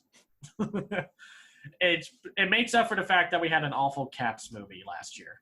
It's like, it's like this is what the Cats movie should have been. Mm-hmm. Just a bunch of cats singing a song that's sung by Freddie Mercury. But yeah, I think I know we're kind of keeping some plot elements out, but it really we want you to see this show. Yeah, this is one of those where we shouldn't tell you the plot because we want you to be surprised. We want you to go in go in cold and just enjoy it. Yeah. I will say this though, if you're new to anime but you're a fan of the Ocean's trilogy or Catch Me If You Can or any other heists, Dirty Rotten Scoundrels, and then this series is a great entry point for you. Yeah, if you liked shows like Leverage, but now you need a Leverage alternative due to the lead being a less than stellar individual, definitely watch Great Pretender. It's easily one of my favorite anime of the year. It's up there with Dorohedoro and Beastars. I think outside a few technical things and the fact that we haven't seen the final case yet might hold it back from being in the top 5 for the anime of the year, but it might as well just be in the top 5, maybe top 3. Just a fun, unique series, and that's what we need right now. We need something that's unique and then it catches you off guard. Yeah, I agree. This was certainly one of the more unique anime that I've seen in the past decade. Yes, same here. I definitely want to see if I can get a poster of Great Pretender because it just looks like I would love to have it on my wall. Yeah, because the art in this series is incredible. Yeah. Okay, so before we wrap up this episode, we always like to end on a few extra recommendations. Cameron, I'll let you go first. Anything that springs to mind? Well, I'll do here's what I'm currently watching right now kind of thing. I'm catching up on an anime from I think 2 years ago called Made in Abyss, which is this dark fantasy anime about a kid who lives in this world where this one city is surrounding this giant abyss, this giant hole that's full of relics, prehistoric creatures, and other oddities. And one day she encounters this robot that saves her from getting eaten by one of those giant predators that's in the abyss. And I won't say what else happens. I know this show is old, but I still want to give people the mystery of where did the robot come from and what's actually down in the abyss. It's a very beautiful show. Great soundtrack, very good visuals, interesting designs for the young kid characters and the adults. There are some parts I'm not fully fond of, but it's mostly because it's the characters are kids, and then sometimes those more ickier anime tropes come in, and it's I'm not here for that. Please just get back to the story. It's not as bad as other shows I've seen do this, but it's happened twice now. And they're not the worst. I think shows like Goblin Slayer did it worse. But still, but those are just minor nitpicks right now. Because the rest of the show is great. It's a slow burn, but you'll definitely want to watch it. And it has a pretty good team behind it with a Australian music composer. Ooh. Working on the music, and it sounds great. It sounds like a really good old-fashioned Final Fantasy RPG. And the art director worked on a bunch of Studio Ghibli films, like Spirited Away, Howl's Moving Castle, and Ponyo. And it's very obvious to see. And if you want to catch it, subbed or dubbed, Sentai Filmworks brought it over with, and it's on their streaming service High Dive, which you can also get alongside Crunchyroll if you get a Verve subscription, which I think everyone should, because you can knock out 2 anime subscription services in one. And it's has a great mystery to it, and I can't wait. Apparently I'm in for some wild stuff. But my one recommendation, and I was thinking about this because of my recent review of The Princess and the Pilot, my recommendation goes out to the Studio Ghibli film Porco Rosso, which is about a World War I fighter pilot who is cursed with being a humanoid pig. And it just goes about his life as a bounty hunter and just has some deep themes about war, about humanity, identity, love. It's one of the easier Ghibli. I mean, you can get into the Ghibli films easily with all of them, except for maybe Grave of the Fireflies. But Porco Rosso is so much fun. And it also has a great English cast. So if you want to know about that, since you haven't seen the film yet, Michael Keaton is Porco Rosso. And like it also has Carrie Elways as the bad guy, Susan Egan, Brad Garrett, David Ogden Steers, Kimberly Williams Paisley, Bill Fagerbakke, Kevin Michael Richardson, and Frank Welker, all in the cast. And it's such a good movie. It's probably one of my personal favorite Ghibli films, alongside Castle in the Sky and Spirited Away. Nice. Yeah. But that's my recommendation. How about you? I have a recommendation for all you 90s kids out there. My friends over at the PJ Campbell Network have been doing watch-alongs of the Rugrats trilogy, movies that I haven't seen in like well over a decade. And all three of them are on Netflix: the Rugrats movie, Rugrats in Paris, and Rugrats Go Wild. If I had to choose only one of those that I would personally recommend, it would be Rugrats in Paris, because it has probably the most fun plot and kind of the best use of Reptar in the entire franchise. Like, if you've never seen the movie before, just go on YouTube and look up Rugrat and search for like the Rugrats kaiju battle on the same street as the Champs-Élysées. It's one of the most amazing sequences I've ever seen in a Nickelodeon movie. So if you're feeling nostalgic, go check that out. And of course, subscribe to the PJ Campbell Network, because they do animated watch-alongs every Monday. So you're not going to want to miss those. So have you seen all three of them? I will be watching Rugrats Go Wild tomorrow night. So so far with the two that you've seen out of the three, how was it coming back? Do you see maybe this part doesn't age well, but this part does? Or do you notice something that you never noticed before? Or I noticed that both movies hold up really well, but something I specifically noticed was how, and I even watched a couple episodes of the series too, this show never talked down to its audience. As a kid, the appeal of the Rugrats was all the fantastical adventures that the babies embark on. But as you get older, you start to notice how authentic the adults speak. Yeah. Nothing is ever dumbed down. It feels like when you watch the show as an adult, the adults are so relatable. They will remind you of members of your family, like your parents or your cousins, uncles, your grandparents. And as someone who grew up, who was raised both Catholic and Jewish, there's a lot of Dee Dee's parents that remind me a lot of my dad's side of the family. Yeah. So yeah, going back and revisiting those first two films was definitely a nice dose of nostalgia. Well, that's awesome, because I haven't watched those movies in forever, and I haven't watched the show in equally forever. The show is on Hulu. If you're ever curious to revisit that. Interesting. Yeah, I'll give it a watch. Sounds good to me.